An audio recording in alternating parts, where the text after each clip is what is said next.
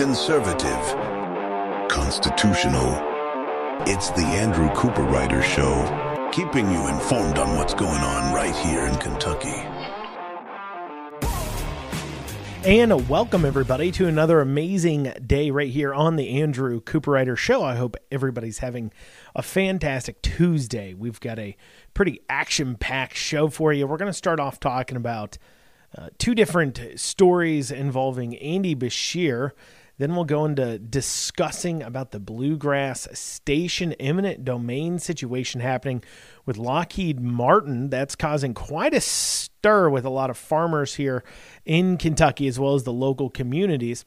And then if we have time, we'll be going over some bills that the legislature will most likely be considering this week, passing out of one chamber or the other. We're going to have all that and more today on the Andrew Cooperrider Show. But before we dig into it, if you want to reach out to the show, I encourage you to head on over to theandrewshow.com. Once again, that's theandrewshow.com. You can find past shows, contact forms, a way to reach out. And if you have any questions about what's going on, please feel free to reach out. If you have any stories you need covered, you think, reach out. If you have any comments on things that we've covered, I encourage you, please reach out to the show at that theandrewshow.com website. So over the weekend, actually on Sunday, Andy Beshear tweeted this out. And he said, in many Kentucky counties, especially rural ones, our public schools are the biggest employers. Just imagine what would happen in these communities if we finally gave our educators the 11% raise they deserve. Now, on its surface, that doesn't really look like all that bad of a tweet, but I do have to obviously point out a lot of the issues with the tweet itself that upon first glance may not be as obvious. And what is Beshear, and that is, what is Beshear really saying here? Now, if you want to argue that teachers deserve a raise because you just think they do, and you have some reason to point that out, such as perhaps their, market value, that, if we give them this amount of raise, it would lead to higher recruitment. Here's the empirical data to support that. But keep in mind, Andy Beshear also isn't just pushing in this for a raise for teachers. His 11% raise plan, he wants for every single school employee. That's everybody from the janitor, if they're a school employee, all the way up to those high-paid administrators. And when I say high-paid, while in your district maybe your administrators don't make as much, when we look at places like Lexington and Louisville, we see dozens of administrative employees making well over $100,000 a year, and Andy Beshear wants to go ahead and make sure that they get their 11% raise. Now, priorly on the show, I've gone into, are teachers paid enough? Are they not? What's fair market value? Let's compare apples to apples. Let's really dig into that conversation. I've done that on prior shows. I'm not going to do that here. Instead, I'm going to talk about this argument that he's putting forward and just how morally bankrupt and communistic it really is, okay? So once again, what he said was, in many Kentucky counties, especially rural ones, our public schools are the biggest employers, period. Just imagine what would happen in these communities if we finally gave our educators the 11% raise they deserve. Now, for those of you who don't necessarily see the problem right away, let me say this a different way. We should pay government employees more money out of your pocket. So we should take more money out of your pocket and give it to government employees simply because they will spend it better. Now think about that for a second. Does that sound like something you would agree with if I said that we should take money out of your pocket by force, using the force of government, to give it to somebody, a government employee, simply because we like where they will spend it better? Of course not. That is a morally bankrupt argument. That is justifying nothing but communistic wealth redistribution using government taxation theft methods. That's what you're doing. That is on its face. I know it sounds rosy and all nice and colored glasses, but at the end of the day, this is absolutely a morally bankrupt argument. Take money from our taxpayers and give it to government employees because we like how they'll spend it better.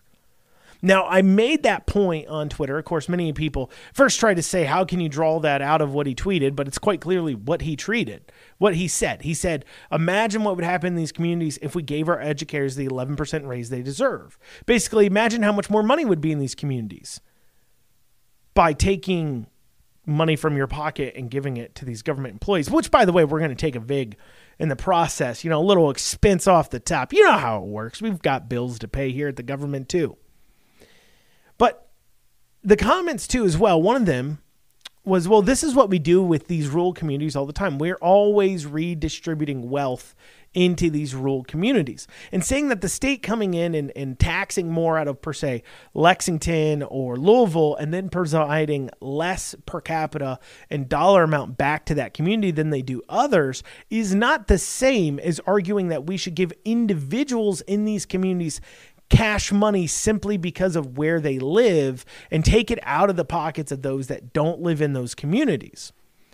And it's different on its face for many reasons. One, when we're talking about a road system throughout Kentucky, yes, that does benefit those within that community more than others. And I will not say that that isn't true, but nothing precludes you, if you decide to go for a drive, from also driving on those roads. Nothing precludes you from enjoying the fruits of those labors yourself, outside of they're just not per se in your community. I'm not saying it makes it right. I would love to see a system where each county is able to stand on their own, but that is not the same as saying we need to take cash money out of your pocket and then give that cash money to somebody else simply because they live in an area where we want them to spend more money than you do. We're talking about cash money from pocket to another. That is, by and kind, a lot different than government redistribution of services. It's a huge difference. But also, this very idea that we need 11% raise to somehow fix our education system is false on its surface. And to pretend that that money will end up going to the educators fully, come on, that most of this money will, maybe the teachers will get some, but the administrators, everybody else, they're going to get more too. I mean, keep in mind, okay, at the same time, our legislators are putting forward $300 million in their budget to pay for the bus transportation systems in our public schools here in Kentucky.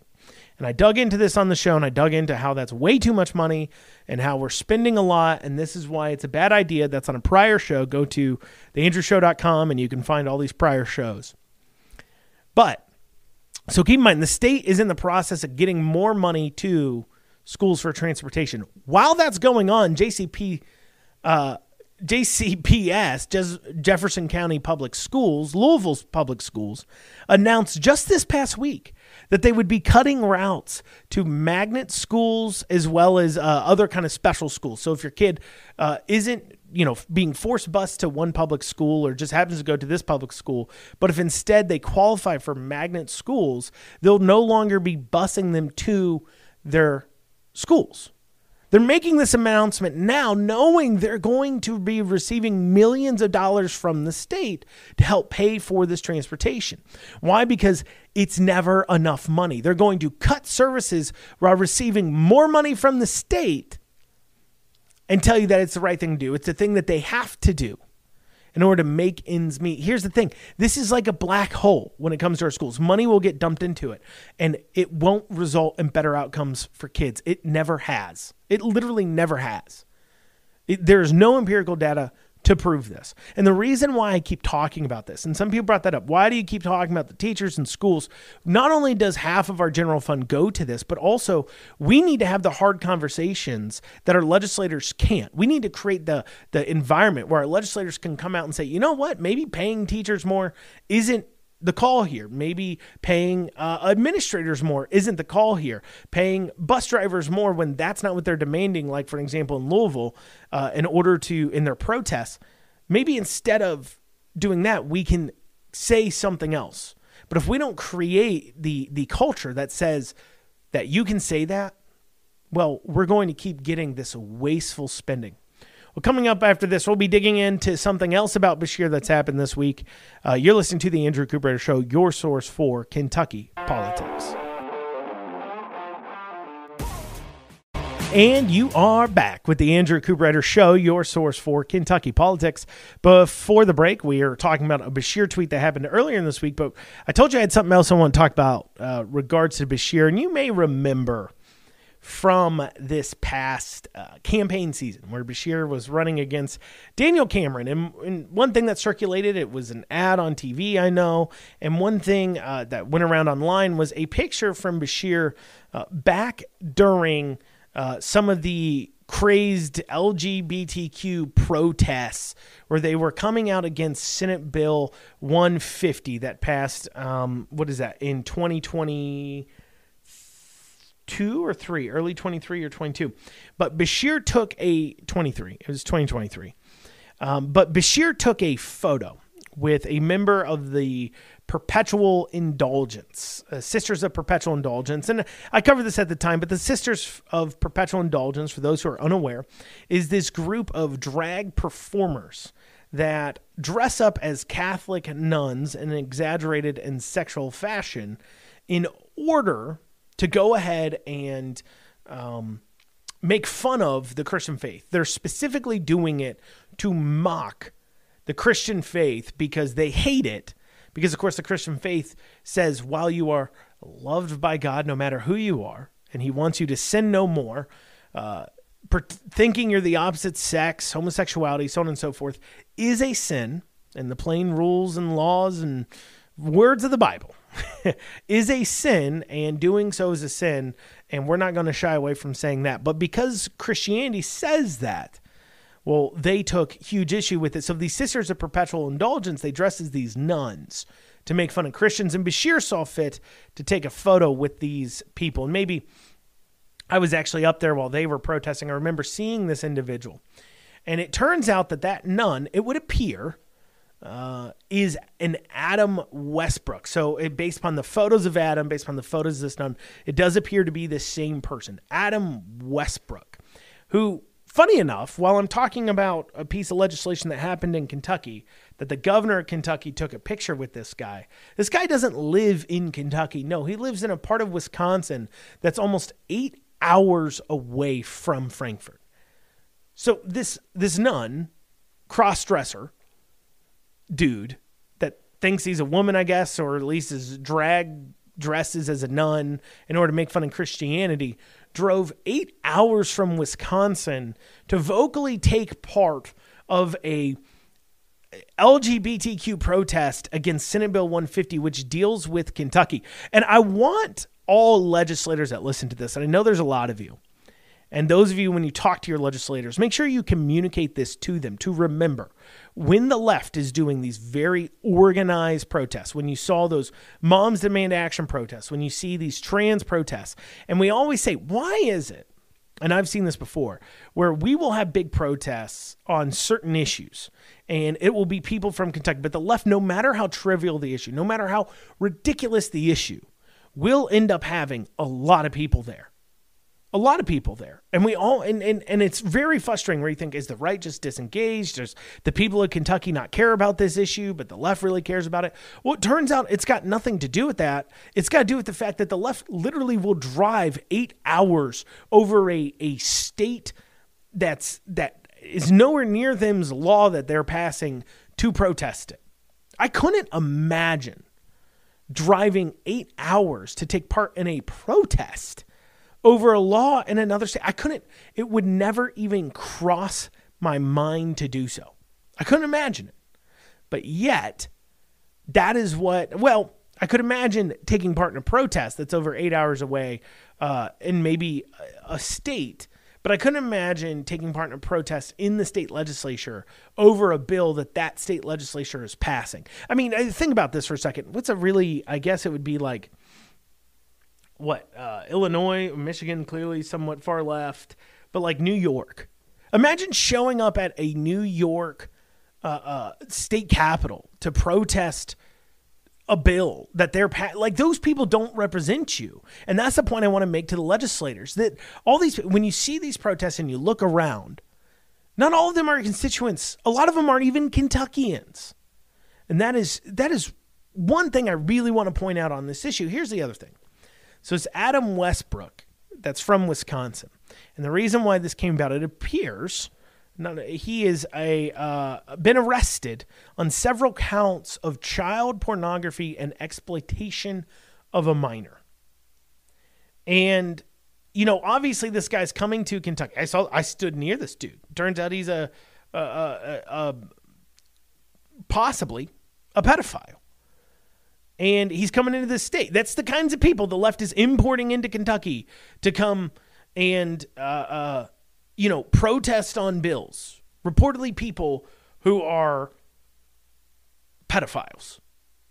And that should tell you, if pedophiles are on one side of an issue, you should be on the other. In case you ever worried about, are we on the right side of this whole transgender issue? Their side has pedophiles. So just something to think about. But anyways, or accused pedophiles, sorry. But the other conversation I think we have to have outside of exactly the Kentucky issues, but more as a national conversation, is we got to talk about these trans people being very, very mentally sick individuals that we are not treating. We are just reinforcing their already confused mindsets. We're not treating their mental illness. We're reinforcing it, and it's festering, and it's creating a lot of sick, weirdo individuals that not only do they do things that are completely morally reprehensible, but they also will take violent actions. And I think it's a conversation we need to have, but it's a really difficult conversation to even begin to discuss, to even talk about. And I don't mean difficult because it's like emotionally hard. I mean, it's difficult to talk about because there is not a lot of hard data on this.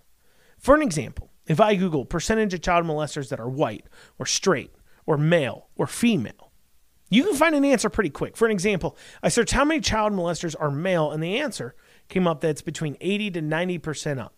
Came up very quickly. Now try researching how many pedophiles are transgender.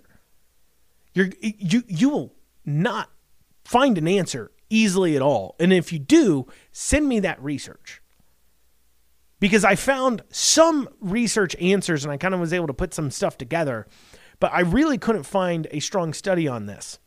What I did find, though, was an interesting little conversation on this, was an article. When I Google about how many pedophiles are transgender, I get an article that is from 2017 about sex offenders in UK. And in it spouts off that fully half of all sex offenders, of all transgender people in UK prisons in 2017 were in prison due to sex offenses, sexual crimes. And then immediately following that article from 2017 is another article trying to debunk that article. So that's what you Google. And the best thing that Google can deliver to you is an article from 6 years away. Google nearly anything else, white, men, women, I can get an answer. The minute I search transgender people, it thinks the most important result is UK article. I'm in Kentucky. It knows that. And that's a UK art, not University of Kentucky, but an England, British, an UK article from 2017. And then the second result is an article debunking that. In fact, I tried to find a very specific answer to this question. And I went on a hunt and I tried Google and DuckDuckGo. And the closest I came to actually being able to answer this question, how many percentage-wise of sex offenders are non-binary or gender dysmorphic or identify as something other than male and female? What are their gender identities? And the closest I could come was an FBI statistic from 2022 that says 13.7% of sex offenders' genders were unknown. So it had the amount that were male, amount that were female, and then it said we had 13.7% of genders that were unknown. Which, if you think about how the sex offender list works, how do you not know their gender? Which makes me think that the FBI is possibly in this stat covering up the fact that 13.7% of sex offenders are gender dysmorphic, fall into the LGBTQ community. And if that's the case, that is a massive, not only LGBTQ community, but specifically fall into some sort of weird gender of trans or non-binary, something like that.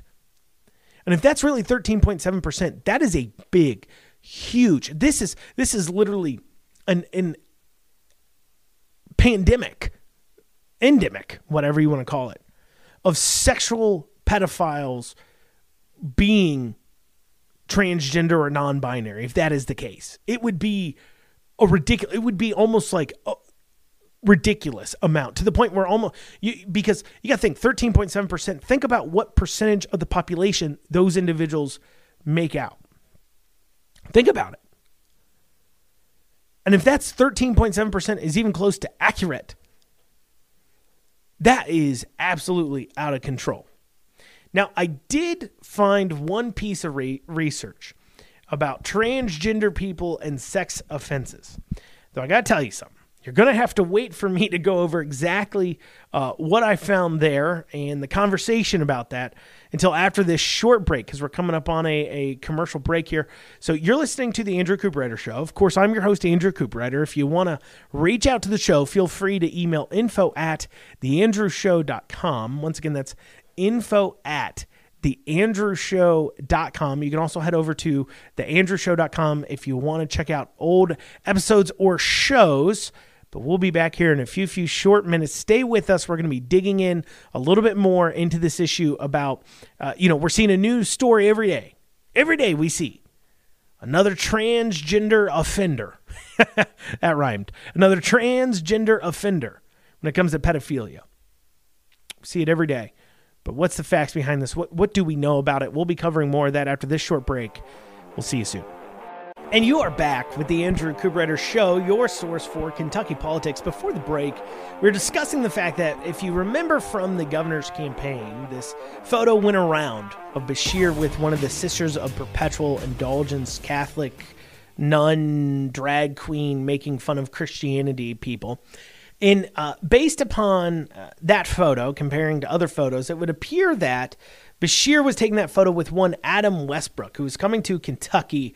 And if it is Adam Westbrook, that means he's from Wisconsin, a town 8 hours away from Frankfort. And he came to Frankfort to protest about House Senate Bill 150, a bill to on the transgender, to ban transgender surgeries, hormones, puberty blockers for minors here in Kentucky.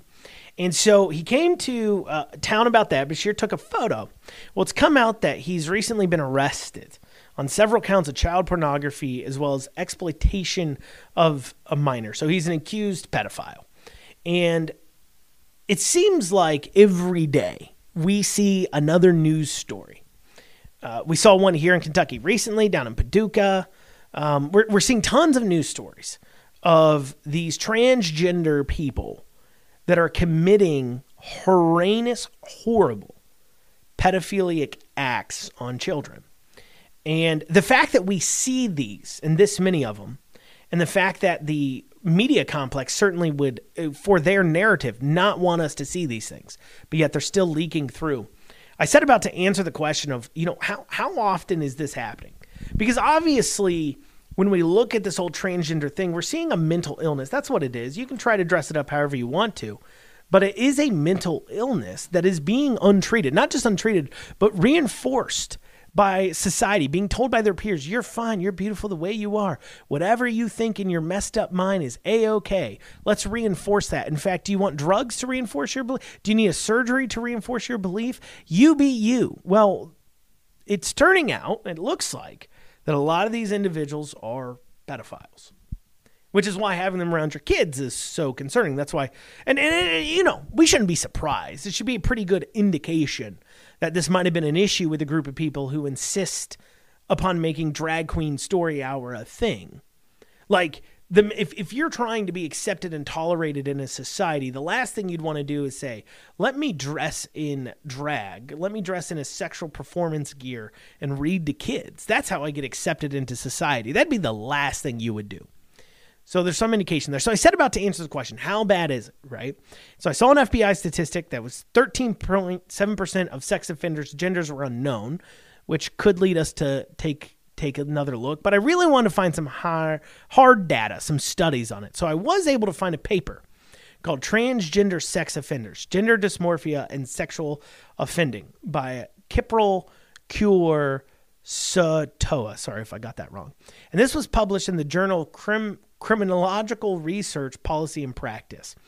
And this was published back in 2020. And this was its findings. This is right from the paper. Okay. Little is known about the relationship between gender dysmorphia and criminality.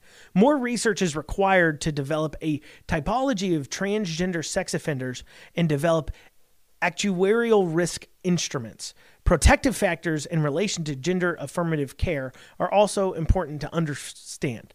So the findings of the research was that they don't actually know much between gender dysmorphia and criminality. The research, they need more of it. In fact, this paper, trying to study the empirical data, said this. Under research limitations and implications, said this.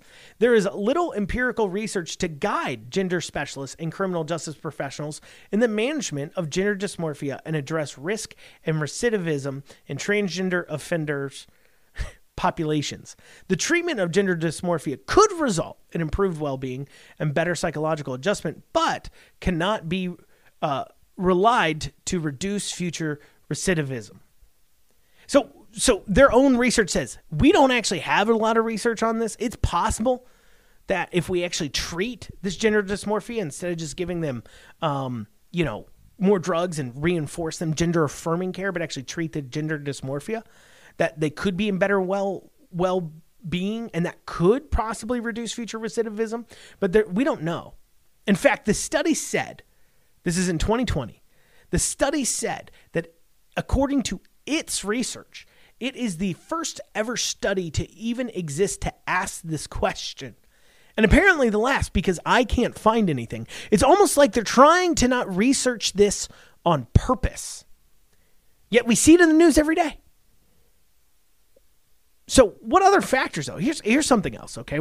So we're seeing this issue, but maybe, in fact, we could maybe dig into some other issues. And another thing we've seen recently, a lot of times, that the people committing public mass shootings, we've seen some interesting trends as far as seeing a few more of these perpetrators, these pieces of garbage. They're all pieces of garbage that commit them, but we're seeing that there's been a few gender non-binary, trans, far-left crazies pulling out these shootings.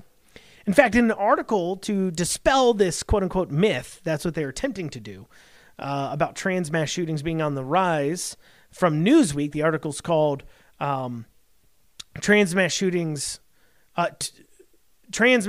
are on the Rise, from Newsweek, titled, How Many Mass Shootings Have Been Carried Out by Transgender People, that was wrote in the spring of 2023. So this was wrote in 2023. It's talking about trans mass shootings, and it's attempting to convince us that this is not on the rise. And so this is from the article. It states that 4 out of the 300 mass public shootings that have taken place since 2009 have been carried out by trans people. And they quote that saying that's just 1.3%. Now you may ask a question, Andrew, why'd they choose 2009? Because obviously if we rewind all the way back to 2009, not only was transgenderism really not a conversation, but also it wasn't like we thought we needed to treat this by giving them quote-unquote gender-affirming care. Instead, we actually treated this as the mental illness, much like schizophrenia, that it is. So, why didn't they do that? Well, first, already, even 4 out of 300 is 1.3%. And keep in mind, according to this article, trans people only make up, trans, not LGBTQ, but trans people and gender non-binary only make up 0.6 to 1% of the population. So already they're 0.3% higher than what their population share is. So they're already above what their normal population share would be. But actually, if we only look at the past 2 years, when transgenderism and this idea that we need to reinforce their ideas have really been on the rise these last 2, 3, 4 years.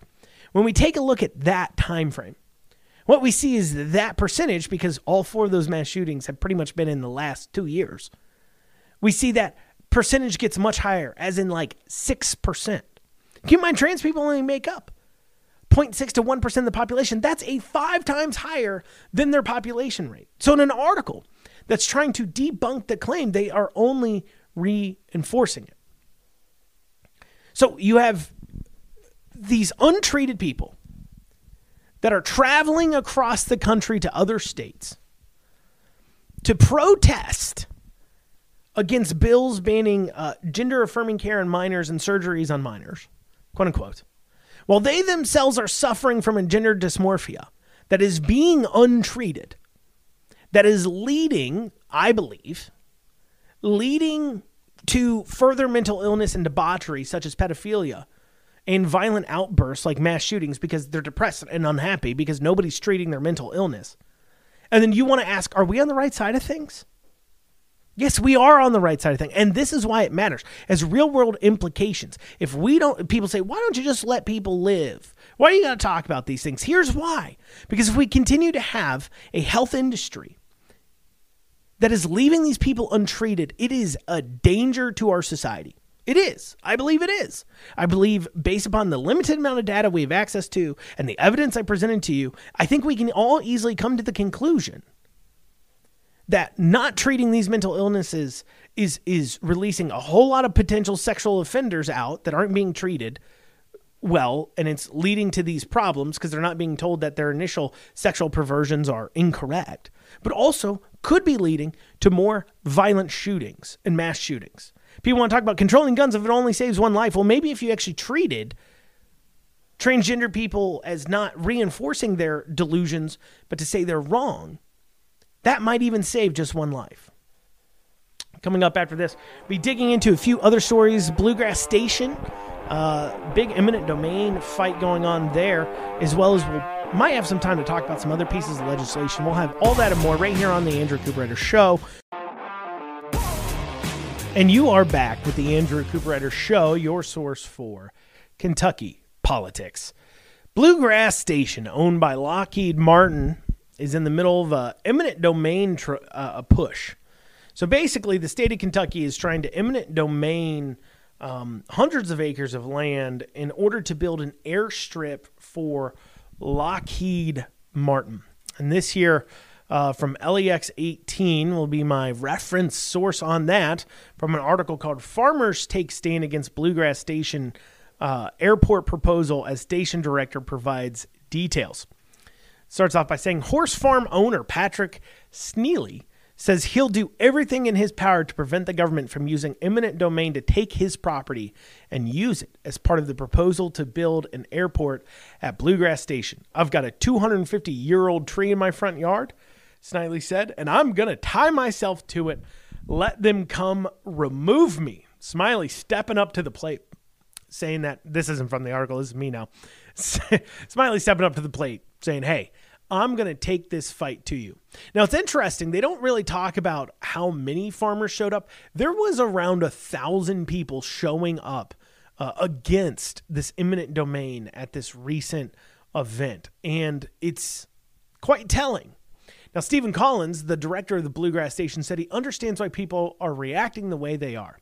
This was his quote. Collins said, there's a lot of pain locally for people who are directly affected. There's more pain for the people who would be affected if we don't do it. The thousands of people who do work here, the thousands of people who could work here. That was his quote. There's a lot of pain if we don't do it for the 1,000 people who do work here and the 1,000 people who could work here. Well, first off, let's rewind. If we're talking about the greater good, because if you're talking about eminent domain, then that's the government coming in and saying, we believe we need to take private property in order for the greater good. When you have over 1,000 people showing up to an event to stand against something, and you're saying, well, the greater good here is that it may employ a few thousand more people, you have to ask a question here. Who is this for? If the locals in the area are saying, we don't want this, we don't want it, they don't want the jobs in their community, the thousands of jobs. That many people are showing up. And if you want to say we should take a community vote on it or what have you to really distill that down, I got a feeling Lockheed Martin would lose. I got a feeling Bluegrass Station's not getting its airport if we do that. Because that many people showing up to an event tells me that this is a big issue.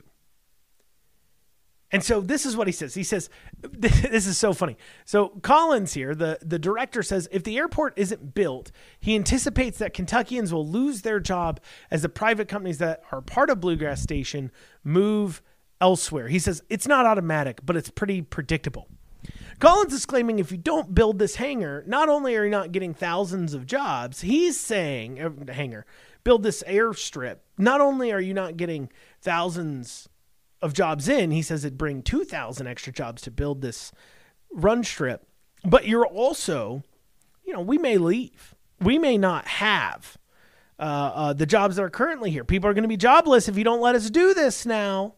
Now, what really points the direction that is at best an idle threat, him trying to demonize an issue, is that apparently, according to some of the locals here at this event, they said apparently both Mallory and Collins, two citizens at the event, remember a plan about 6 years ago to build an airport, and they thought the community outcry had successfully killed it once and for all, and they were wrong. So apparently 6 years ago, they tried to build this strip, and community outcry killed it then.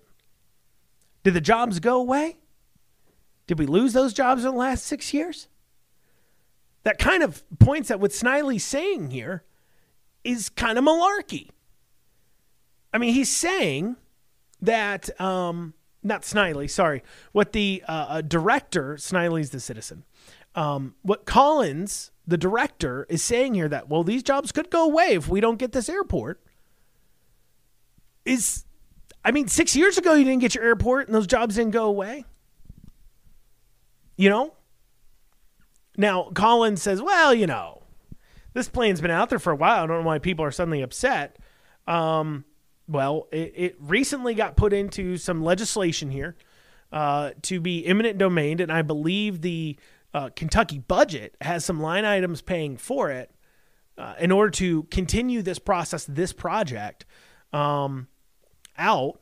And considering the fact, so state lawmakers, to try to work towards this project, have already allocated for the prior fiscal year $500,000 to work on this project. So we've already given them $500,000. Not to mention we're going to eminent domain this land for them. Not to mention they'll probably get more. And so it being in this most recent budget, that conversation is really kind of what got the communication going. But this has to be approved by the General Assembly. They have to eminent domain this. And so this really comes down to who's the General Assembly going to represent here. Are they going to represent their constituents, or are they going to represent this company that wants to take land that belongs to private citizens? This isn't even a matter of free market. This is literally the government confiscating from a citizen to give it to a private company for jobs they don't have right now, for a promise of jobs into the future. And this is really where we're coming to a head on this entire idea and concept we see in our legislature, we see with our politicians that are communities and have to be growing constantly. This push that, well, we've got to throw in more jobs. We need more jobs, even when our unemployment rate is incredibly low. If you looked at this area, Bluegrass Station area, and if they said, look, we've got within a 45-minute drive of here, an hour drive of here, there is 5,000 people unemployed currently looking for a job that would qualify for a job here. And by building this, we can take down 2,000 of those people and give them jobs, and that's what good we're going to do here for the community. If they could make that claim, then you could make an argument that it's good. The community needs it. You wouldn't see this community outcry. But the very fact, the reason why you have almost as many jobs as they're promising to provide as people showing up in person to stand against this is because they don't need the jobs in the area. They value their farmland. They value their community. They're valuing the aesthetics. And so you're really getting a head-to-head here of government's desire to make more money off of having more jobs, more employers, because they want more control and they want to do more, hitting up against citizens saying, stop it. Let us keep our property, our land, our community. This is what we built. This is what we're standing for. And you can have it over our cold, dead bodies. As Snidely is saying here, chain me to a tree. I ain't coming down.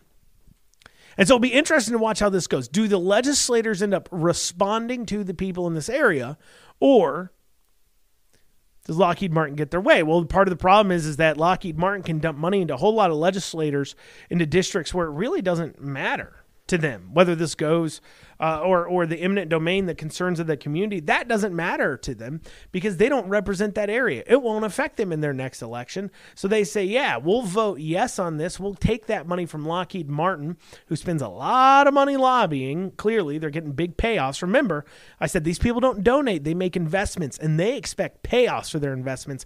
And this is the payoffs that they're getting. This is what they get. This is why they dump all that money into your politicians. And they've bought their vote. And many of those politicians will vote yes because it affects them none. It will not cost their seat a thing. But because of that, they'll end up affecting this community that clearly doesn't want this. I mean, we saw the same thing with that battery plant. There was large amounts of citizens that didn't want the battery plant either. But here our legislators are saying, no. Not only are you going to take it and you're going to like it, but we're going to take your land by force, not just your money now, but your actual property by force.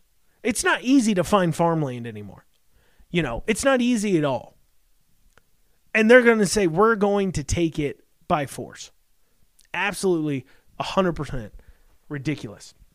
Speaking of our legislators being ridiculous, just a little small note for you. We are now, I believe on our 24th, 5th, 27th. What are we on? We are now on our 34th day of the legislature, official day. We're over halfway through our legislative session. And so far, our legislature has passed exactly one bill. And they tell you they need more days, they need more time, they need to be a full-time legislature. That's what they need to get more done. 34 days of session, one bill passed. Just something for you to chew on. Well, you've been listening to the Andrew Cooperrider Show. Make sure you join us back here tomorrow. Have a great day. Thanks for tuning in.